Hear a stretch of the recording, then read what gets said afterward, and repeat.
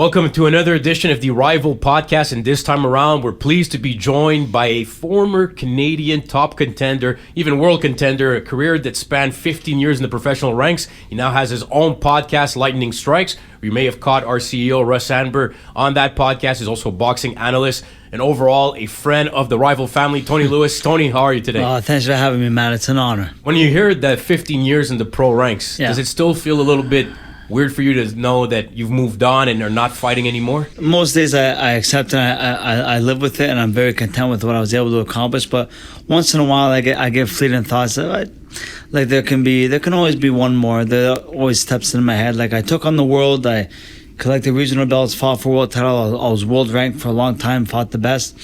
But I always thought for years I was the reigning top lightweight boxer in my country, but I never actually fought for a Canadian title.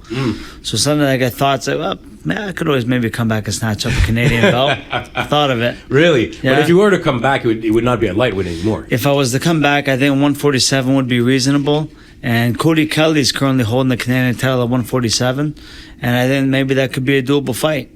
Oh, that's interesting, because I really wasn't expecting you to talk, at all about potentially coming back. Now, your last fight in Cornwall against Steve Claggett, it was a really tough fight. We saw how much Claggett was able to get, against Teofimo Lopez for a world title fight. He gave him a really tough fight. He's still one of the top guys out there at 140. Yes. So where do you think things stand for you of how it's been since then, of going back in the gym and feeling confident that if you were to come back, you'd have a different result? For me, it's a little milestone to say that I won regional belts. I was a world title contender. But out of all that, I just never picked up a Canadian title in my own country, and I feel like maybe I could do it at 147, and me and Cody Kelly could be a good fit. I would love to see that fight. Tony, now that you're talking about it as well, did you have any talks at all, or this is just you spitballing about this idea of where it could be held? Who would be the promoter? Spitballing. Okay. Spitballing. Well, maybe people will. Is this the first time publicly you've talked about this? Okay, so maybe some people will hear this, and maybe we'll never know if we're gonna get some juice moving on. Because when you talk about the top contenders you fought, is one thing that I think anyone who's seen you fight, and I was there also for some of your, I believe even your pro debut, was it at Stade Uniprix when you fought? That was my second fight. That was your second pro fight. The first one was at the casino. Yeah, and I think I looked at looking at some of your pro ranks and some of the, before this interview even, looking at who you fought. That's one thing that we always hear about in boxing. Some people talk about wanting to fight the best, and you fought the best opposition possible, not really turning down. And maybe sometimes some fights you should have maybe turned down, right? But accepting. So why is that, you think, the makeup of a fighter for you throughout your career of, you had 29 wins, 6 defeats, but always wanting to challenge yourself against the best? I think a lot of guys today, they like to pad their records and enjoy being the A side, but they never truly test themselves and actually know where they stand. So I think, and I was a kid who came from a city like Cornwall, where I really had to. My father and I had to go out of our way to get the resources we needed to develop and form connections and build relationships. And the truth is, we just didn't have the benefit and privilege of already being in the location where everything was accessible and where the cards could all be stacked on our side. So I had to fight for every inch that I got in my career, where even the 6 defeats that I have, I know that if I'd have been on the other side of the politics, maybe half of them go my way. You know, so there's that too. It just I fought for every inch. Everything I accomplished was earned. It wasn't given to me. When you look back on some of these fights, because also there's context right in the career of a fighter. When you fought certain fighters, maybe their records get even better when you look back on it. Sometimes if people are like, oh, he beat this guy, wasn't as good, but at the time he was seen as one of the better fighters, in the division. What are some of the moments you're the proudest of, or some of those fights you felt that were politics involved? One of my early prospect fights, I think my first fight at the Bell Center, it was the co-main to Chad Dawson and Jean Pascal, I believe. And that was in the summer of 2010. I fought Adrian Verdugo, who at the time we were roughly the same age, in our early 20s. He had only one loss, 14 wins, 12 knockouts. And I cruised to an 8-round decision that night, outboxed him on my toes, and just, really boxed a good fight that night. Less than a year later, he fought Jorge Linares, who was at the time only a 2-time world champion. I think Linares went on to become a 3-time world champion later. But he gave Linares a war for 8 rounds less than a year later. And just like, nobody picked up. The airwaves didn't pick up that less than a year earlier at 22. I boxed this guy's ears off. But so I'm really proud of that win as a young prospect. And obviously, I think the big significant win of my career was beating Carl Dargan on ESPN. I was a 7-1 underdog. They were really hailing him as the next kingpin on 135 at the time, and Carl was a protege of Nazim Richardson. He had trained, he had been under the likes and influenced by guys like Shane Mosley and B Hop, and they were endorsing him, and.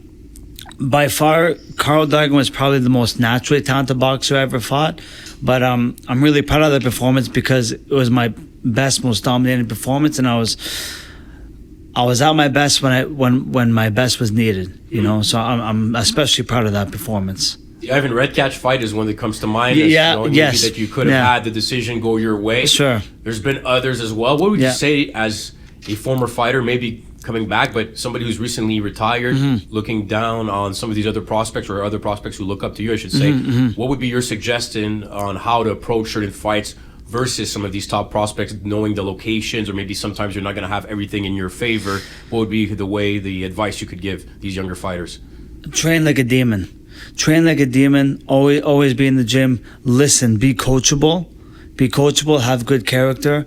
Because you're not always. I think sometimes, in some ways, I'm proud that I started off my career in Montreal. For the first 3 years, I think I was mostly in Montreal, and being developed and having my record built. And then I'm glad that I got it early and I signed the American deal when I did, because it forced me out of my comfort zone before I got too spoiled with being at or near my backyard for too long. You know what I mean? Because sometimes the more we pile up wins against handpicked opponents, we get soft, and we develop this big fish in a small pond attitude, and we think this is it. Like, there's a big world out there. The States is where it's at. It's still the mecca of boxing today, and Europe is obviously picking up steam too.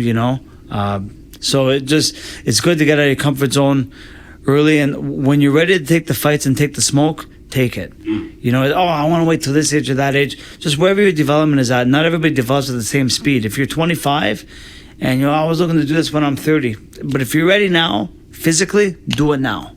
It's interesting you bring up the Canadian boxing scene as well, because what do you think about, do you feel sometimes, we do hear certain fighters getting to the point where they're building records, they're feeling confident about themselves and their record, but once they then take that next level step, it's like one too many, because they haven't developed against opponents maybe that should have led them to having a bit maybe more challenges, maybe facing tougher tests, which you did at your early on, even in your pro career. Do you think the Canadian boxing scene has a little bit too much of that going on now? A little bit. I feel a little bit, and I've seen it where when some fighters finally compete on the world stage outside of their their regions, they probably left their best days behind them when they were building their record back home. I've seen some guys go on the world stage where you probably could have used this fight maybe 3-4 years sooner. You know what I mean? So it's been. I've seen some of that in recent years, and I would like to see the trend change. Are you still keeping up? Obviously, you're an analyst for certain of these events, but do you still keep track of what's going on with some of the other contenders in this country? And what do you think overall of what boxing is right now in Canada, as opposed to maybe you had some very glory days, if you will, of the scene here in Quebec, where you're talking about Jean-Pascal Chaldas and undercard. So what do you think about the current state of professional boxing here? I think Canadian boxing is doing well. We do have a surge of talent that are coming up and representing us well. I have a different opinion on the mindset of behind the promotions. I like to see arenas and stadiums come back. Build up where we can. And I know not everybody. It's been a long time since we've had like a Lucien Bute who can fill a Bell Center. I get that. And even Jean-Pascal on his best day was maybe only putting in 10,000-15,000. Unless he had like a really big dance partner like a Bernard Hopkins, then he could fill up. Right. You know, but I would like to see those days come back again. We haven't had an event like that in years where we could fill one of our major stadiums. We're depending a lot on sponsorships and dinner tables and these ballrooms, cabaret rooms and stuff. They're nice, classy events, but it would have been nice to go back to a nice vintage stadium-filled, jam-packed arena. I would like to see that again. You know. You're 100% right, Tom, but when you look at maybe the up-and-coming talent, yeah, or who could be potentially the next ticket seller, is there anyone you see in Canada as being some of the names that, you know what, there's a potential there to start filling stadiums? Potential world champion status. I think Christian Mbili is knocking on the door. I read that he's going to have a major slot on the undercard to Crawford Canelo on Netflix. Major platform. I think that's big. I'm very happy for him. I've seen him train up close and personal. Guy's well conditioned, trains very hard, brings it. He reminds me sort of a version of a young Jeff Lacey when he was coming up. That's what he kind of reminds me of when I watch him fight. Muscular guy, a little bit muscular like Jeff, guy, pressure cooker. You know, brings it, comes to you. You know. I really like Mbili. I think he's been waiting for a shot for a long time, so I'm glad he's going to get this opportunity. I don't know if he can fill a stadium in Montreal though, because the issue is, the Tiger, they signed up some guys there are a lot of guys that are very talented and very formidable on the world stage, but they're not local, they're not homegrown. So I don't know if enough of the Montreal demographic will support them to put 20,000 in the Bell Center. Lucien Bute pulled it off. You know, it's maybe not popular to say, but he had the right pigmentation. He looked French, and he learned the language, and he spoke very good French, and so he became a star. But he was an exception. But typically, it takes a homegrown talent to really fill a stadium here in Montreal. When you talk about also Mbili fighting on the Canelo Crawford card, it's the Canelo Crawford seems to be very polarizing on opinions of what that fight's going to happen. A few years ago, everyone thought Canelo would be way too big and it was a fight that should never happen. Now more and more people I see that I trust with their boxing opinions are picking Crawford to actually beat Canelo when they fight. Having been in the ring yourself, Tony, against some guys that are bigger in different weight classes, how much do you think that will play a part in this fight of Canelo being a more grounded super middleweight, or do you think Crawford has a chance to beat him? No, I think Crawford has a chance to beat him. I think it's... And just because Crawford may be able to beat Canelo on the right night doesn't mean I think he can beat some of the other super middleweights out there. But I think we forget that, you know, Canelo was really a natural 154-pounder for many years. So he's not a full-fledged, like, homegrown super middleweight, like, say, like a Benavidez was or someone like that. And he's only 5'8". So I think they're roughly the same height. I think Crawford's got longer arms than him, more length. So I think even though he's older on paper, he's actually probably younger, the fresher fighter going in, because he hasn't had the same wear and tear and amount of tough fights that Canelo's had. And Canelo's had injuries, he's had surgeries, and he's been fighting the best for a long time. And with that, we've seen a slippage in the last couple of years. In Canelo's last 2 or 3 fights, we've seen some slippage. You know, Canelo is slipping. I think he is on the other side of his prime. He's still a pound for pound talent, but he's not the top dog anymore. And we've seen it. These are guys like Jaime Mongoya and what's the last guy? Berlanga. Edgar Berlanga and even William Skull. And even William Skull. All those last 3 fights, he would have stopped those guys 3-4 years ago, 5 years ago. He would have stopped those guys. Like the run he was on when he unified the belts originally, when he went on that run against Caleb Plant and Billy Joe Sanders and Callum Smith, like those were his career best performances. And he was that Canelo there would have stopped his last 3 opponents. You know, now they're going the distance with him. He's reached a stage where he's content to sit down, load up on shots, walk you down, intelligent stalking, but load up one or two at a time. He's not putting his combos together anymore. He's looking for well-timed bombs, and then hoping that he'll just enough to where he either scores a knockdown or hopefully puts you out, but enough to like put you in your place, and then he's content to once you've eased off because you know he's got your attention, then he coasts. I don't think he can do that with Crawford. So the big question mark is if Crawford can handle Canelo's power. And I don't mean just, can he take it on the chin? But even just on the arms, on the gloves, the impact, handling the weight behind Canelo's shots. If he can handle that and he can still use his legs at 168 and box effectively and switch from lefty to righty and still beat Terence Crawford, then I think his stamina and his agility and his advantages in hand and foot speed will really be the telling marks towards the latter stages of the bout, where I think that's where we're going to see where he really takes the fight home in the championship rounds and could score an upset. I'm fascinated to see if Canelo, because you talked about how there is that people are expecting him or have seen him coast a little bit more lately. Yeah. If he wants to prove himself by having a vintage performance, knowing that this one here is going to be a challenge in front of him. Crawford, I don't think will be the type of fighter that is just going to give away the decision if he feels he's trailing. I think at one point in time he will really try to engage and force a win. We saw in bigger fights, even against Errol Spence, where he has a really killer instinct if it needs to get to that point. So I think that's what's fascinating, whether we're going to see kind of a vintage Canelo performance, or do we see Crawford in the underdog role, which he hasn't been much in his career. You mentioned it before, you having that underdog motivation can be a real thing, right? Can really make a difference in a fight. Because I wonder if Crawford really, because of the fact that so many people still think this is a fight that he should not have taken, how much of that will lead to an advantage of that motivation in the gym? It could be. This fight kind of has like Leonard Hagler vibes to me. I know Crawford hasn't been on the kind of layoff or under the same circumstance as Leonard, but everything, the style clash kind of reminds me in some ways of Leonard Hagler. I know Hagler was a southpaw, Canelo's not, but just the stage of where they're at in their career and the perception of them right now, Crawford has been off for a little bit, and he is the guy moving up, jumping 2 divisions, and similar style and skill sets like Leonard brought to the table when he fought Hagler, and Canelo's got that same kind of that craftsmanship and pedigree and thing about him, and that workhorse bulldog mentality that Hagler had. Canelo's got that about him, and Canelo's still being perceived as one of the top guy in the sport.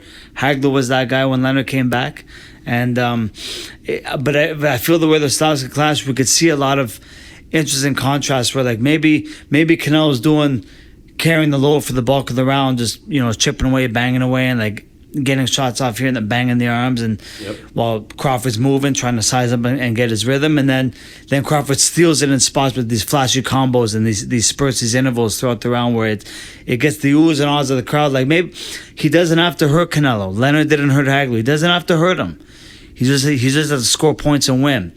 He has to be able to score points and be able to handle what's coming back at him. If he can handle what's coming back at him and be able to responsibly evade it and handle that incoming fire, then he's got a chance. And I think it could be for a very controversial outcome, or it depends what you like. Right. Because people expect in some ways that this could be more of a chess match than an all-out brawl or war. I hope there's some dramatic moments, because it's such a big opportunity on Netflix for boxing, for the sport of boxing, to have an entertaining fight, and also hopefully no controversy, because we've seen that before in bigger fights, and people, including the Leonard Hagler fight that you're referring to, that people are still debating the decision all these years later. That could leave a little bit of a black eye to a big moment, but I look forward to it. I really do, as I think from a purest standpoint of pound for pound fighters, this is an unbelievable matchup. I think we could get the only way I could see is getting a boring dud out of it is if Canelo hurts him early and then Crawford was to backtrack and just coast and survive. But I, like you touched on this earlier, Terence Crawford really has never shown any sign throughout his career that he's got that kind of trait about him. He's going to be a guy that I think is going to turn it up. When the going gets tough, he's going to get tougher, and he's got that, like Sugar Ray Leonard had. As much as he was that pretty style and that speed and agility, he had a meanness and killer instinct about him, and Crawford has that savageness about him also. You're a bit of a student of the game, Tony. I think it's safe to say. You reference some of these older fighters. Even at the time, I believe that you were always a fan of history of boxing, or your dad, who was your trainer, was Roberto Duran, maybe his favorite fighter, or up there. One of them was up there. Because I know he referenced him a lot of times. How important do you think it is for fighters to pay attention to the other fighters of the past, looking at some of those classical fights or their different styles? Because you do see some fighters who don't pay attention to it at all. It's so important, because we're seeing it in the game. I think my generation was guilty of it, and I think even more so as time is going on. We're getting away from certain things. Like, we don't really see smart, intelligent inside fighting too much anymore.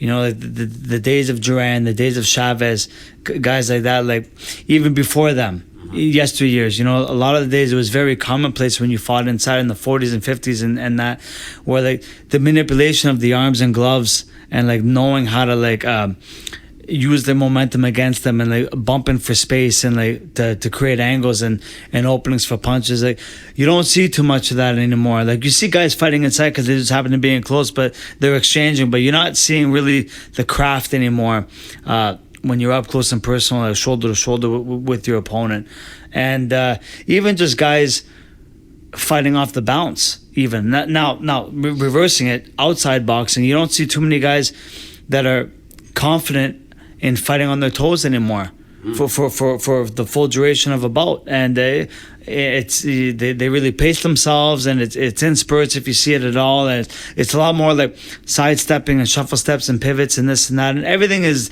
the influence of the era. Like I think you saw a lot of, if you watch fights from the 80s, a lot of guys were fighting off their toes on the bounce. That was influenced by the Ali era before them, right? And then Sugar Ray Leonard kind of carried that over into the 80s, and now we see like a lot of guys are trying to do the Mayweather thing now, you know. But there was not everybody's Mayweather, not everybody was Ray Leonard or Ali. But I would like to see guys bringing footwork back again and punching off their toes. And I don't know, with all the strength and conditioning specialists out there today, nobody's confident enough to fight on their toes for 12 rounds.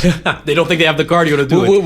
With all the advancements we've apparently made in sports science and everything else, for whatever reason, back in the day, we had guys fighting 15 rounds harder with just old school boxing training, calisthenics, and long distance running. Today it's sprints, it's intervals, long distance running is overrated, and strength and conditioning is the way to go. And all this stuff, and like calisthenics are getting crapped on now, and everything else, all this stuff. But we have guys in yesteryears. You watch the fights, yep. Okay? Aaron Pryor Aguero. Yep. There's so many 15-round guys where people are still you fresh. Mix and match any of the Fabulous Four from the 80s, okay? Yep. And whatever other guys that fought them along the way. We have guys back then who were fighting 15 rounds harder than the guys who are fighting 12 rounds today. It's fascinating because even when there's other sports like baseball, people and pitchers used to do 9 innings easy. Mm-hmm. Now they cannot do this anymore. Yeah. So all the advancements, you kind of open the door where some people are stronger, but I don't know if it's that fast twitch muscle, so they're more prone maybe to injuries, or it's just tougher on the body for the cardio, because the way you're talking about some of these strength and conditioning, you still believe in the old school ways of training then, and not necessarily incorporating sometimes maybe too much of the strength and conditioning or other forms. Just too much, and just to give some context, and let me rephrase, like strength and conditioning helped a guy like me throughout my career, because I wasn't a natural power puncher. I wasn't a knockout artist. I was never going to be. But what effective strength and conditioning did for me throughout my career was it helped me give a little bit more of a stronger foundation and element of strength that to go along with my other boxing skills, you know. So it didn't turn me into a knockout artist, but it just helped round out my game enough. It added an extra layer of to the foundation. So it's got its benefits, but in moderation. And for myself, I really experimented and had to tweak some things as my career went on. When I first started implementing strength and conditioning in my training regimen when I was in my younger years, I was doing it like 4 times a week. And I learned in time, for me, 4 times a week was too much, and it was actually taking away, affecting my boxing training, especially on sparring days. So I felt for me what worked best was boxing 4 or 5 times a week, running minimum 3-4 times a week. Strength training was twice a week. That seemed to work best for me, but it took some years of trial and error to do that before I finally figured out what worked best for me. That doesn't mean that regimen is what works best for everybody. That's right. What worked for me. But I think strength and conditioning has a place. It has a role. But there's a lot of scammers out there. Not all these strength and conditioning coaches are legitimate strength and conditioning coaches. It takes a certain one that really understands strength and conditioning for boxing. So you got to find the right one. But I think with the right coach, it can be an effective layer to add to your training, and it can make you a better athlete. But, you know, I'm hearing a bit of Russ as well, Tony, because you've been at Ring 83, of course, throughout your career with your dad coming for sparring and seeing some of the guys train. And Russ is still a big believer in doing more sometimes inside of the boxing training, whether it's, you know, hitting the bag, doing some more skipping rope, cardio, other forms of training. And because sometimes I hear what you're saying, and some people can't forget the technique and the basic fundamentals are also something extremely important to continue working on. 100%, and that's another thing. Some boxing gyms I see, like, I don't see guys putting in too many rounds or time on the skip rope anymore. I mean, the skip rope was where you developed a lot of your footwork and your agility, you know, and just that long form. And the bounce you were talking about as well earlier. Yeah. The bounce, and even you know, even mitt work today, and that's. The Russ wasn't a big mitt guy, okay, and a lot of the old school trainers, you know, before the 70s and 80s weren't, but mitt work today, mitt work can be effective. Mitt work is a very good tool, and in some ways it can be better than the bag in some ways, because you have a moving target who can throw things back to you and keep you defensively responsible, where a bag can't. A bag doesn't have. As much as you're supposed to imagine that a bag has arms and legs, especially a young kid, they forget sometimes and they get complacent. Unless you're on them, you know what I mean? They'll get complacent, and like I tell guys all the time at the gym, get your feet out of the cement. I want to see you circle around that bag. You're spending 3 minutes punching in the same spot, all these flashy combos. You're not moving. Yeah. Get your feet out of the mud, you know. But it takes, not every coach in every gym has the time or the resources to always be on one individual athlete all the time to correct those things, right? So that's where a lot of the bad habits develop in the gym, is if you're left on training too much unsupervised, no one's holding you accountable, you know, and you think you're doing good, and no one's there to correct you and like fill in those gaps that you're missing, you know. But I think but with pad work, it's you're engaging one-on-one with that coach, and you got arms coming back at you. But today, people have messed that up too, because people are now. The Mayweather influence that worked for Floyd, and there was a science behind that routine Roger was doing, but listen, that was for 24/7. When those cameras shut off, do you think that's all they were doing? They were working on stuff. When they were doing those mitts, they were working on real life application things once they get in that ring that HBO 24/7 wasn't catching. But one of my favorite guys to see on the mitts is Manny Stewart. Watch how Manny Stewart did the mitts. It wasn't flashy, it wasn't great for Instagram, but it was real life shit. That real application you were going to apply in the ring against the opponent that you're getting ready for. Like, that's the kind of mitt work that should be taking place, and that kind of mitt work is great that any fighter can benefit from. No, I think it's fascinating. We can talk about different training, and there's always debate for that, Tony. And one of the aspects, when I hear you, I knew your father, of course, very well. I know your father very well from having in the gym, and I hear his voice sometimes in some of these training arguments you're bringing up. But can you talk a little bit about that dynamic of having your father also your trainer? Because it's kind of only in boxing, some other sports, but mostly boxing, that you see that, you know, as to the elite level, if you will, where pro fighters have their father as their trainer for their entire careers. And in some instances, it's been tremendous success. And other times, it's been situations that maybe have been not the best for the fighter who could have progressed with a different coach than his father. Yeah. Where did things stand for you and your dad, and how did that relationship also carry over to the family dynamic when you left the gym? It was very hard. We had some hard years when I was younger. So my father is a great trainer. You open up the head, there's a boxing glove in there. He's a historian. He's a student of the game. He's somebody who had all the potential to go as far as he could with it as an athlete when he was younger, and wasn't afforded the same opportunities I was. And then he had a very unfortunate accident. So he found his way, made up for what he lost as an athlete through his coaching, when we were younger in our teen years, it was hard on my mom. So there was sometimes it's impossible not to take it home, you know. Especially as I got older in my teens, and you're talking about, you know, qualifiers, national team, things like that. There's a lot at stake. These aren't just like happy fun. This isn't house league anymore. So things started getting serious, and then in the meantime, for me as a young guy, you're getting pulled on. Life is pulling on other directions, you know, like you know, friends, social life, parties, all that stuff, and you want to try to do both because you think you're missing out on your childhood, on your youth too. And you know, 9 times out of 10, I made the right choice, and I lived a very, very disciplined lifestyle as a teenager that your average teenager didn't. You know, I made a lot of sacrifices, but once in a while I slipped, and I did the regular teenage thing, and it carried over into the home where we had some very, very tough battles and hard dynamics there. You know, and it's not just the father-son relationship.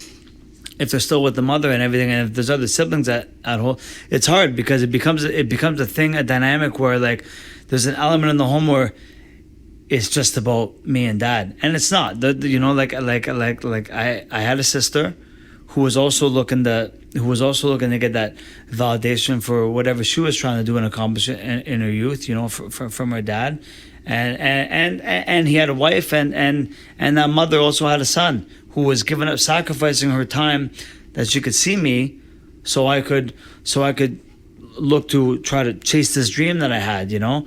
But in doing that, it sacrificed a lot of time I had away from my mother. You know, that you just don't know. Like I didn't get that time back. I lost my mother when I was 20, so there's no regrets. And I know she's looking down. She's happy. I tried to push it as far as I could. I never gave up. You know, I still have a letter from her, you know, in perfect, pristine condition that she wrote to me, convincing me to. There was a time where my father and I were really at odds. I was 18, 19. And I was looking to get away from the sport, and she talked me back into it. So it's very selfless, because this was a mother who was already giving up so much time away from me to accomplish this dream, and now that I'm ready to walk away from it, you know, because just life's getting to us, you know, and she's the one that talked me back into it, knowing the challenges we have with father and son. She kind of brought us back together, you know. I haven't talked about this in a long time like this, but that must have been for you an emotional night, because I believe you fought at the casino not long after your mother passed away, no? 11 days. Yeah, I remember I was there at that fight. 5 days after we buried her. Yeah. And I remember Russ too. Russ had his show on TSN back then, and he talked about it the week before. In this corner, yeah? In this corner, yeah. He gave me a moment. He shared a small segment of it. Dedicated to me and a tribute to my mom on the show, and I'll never forget that.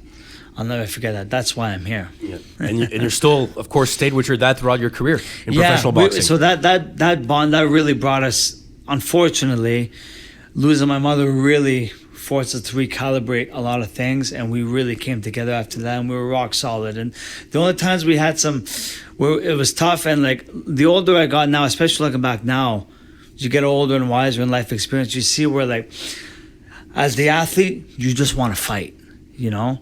And with your dad, he's looking, I feel for him now that I have my own kids, because like it's such a dangerous sport, and it's a ruthless business. It's cutthroat, yeah, absolutely. You know? And you're swimming with sharks, and my father's looking to protect me and my health at all costs, but at the same time give me the best opportunities and test me and develop me so that I am ready when those tough fights come. So it's such a fine line to walk for him, you know? And he's doing all this while still then arguing over fights and negotiations. Why do you think I'm not ready for this guy yet? Then money comes into play. Well, I don't care. I can beat him.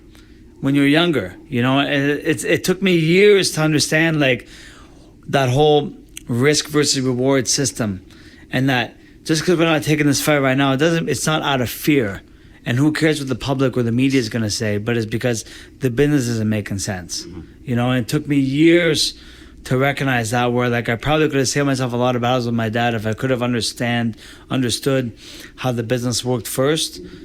You know, but that's all part of growing and learning. Because if I would have known that from the outset, then there's nothing left to learn. Like I have nothing else to pass on if I wouldn't have made my own mistakes, right? Yeah, absolutely. So. And one thing about you, Tony, is that regardless of the fights you fought, maybe at certain risk that you said yourself, the fighter wanting to face on all biggest challenges, maybe at times it was a little bit too soon. Still end up having a heck of a career that nobody can look back and say, well, this guy. Look at the records of the guys you fought, even if they're not necessarily names, but the records were all winning records, positive. Guys, so I think it's really to commend you and your career, and maybe we'll see a return in 2026. You never know.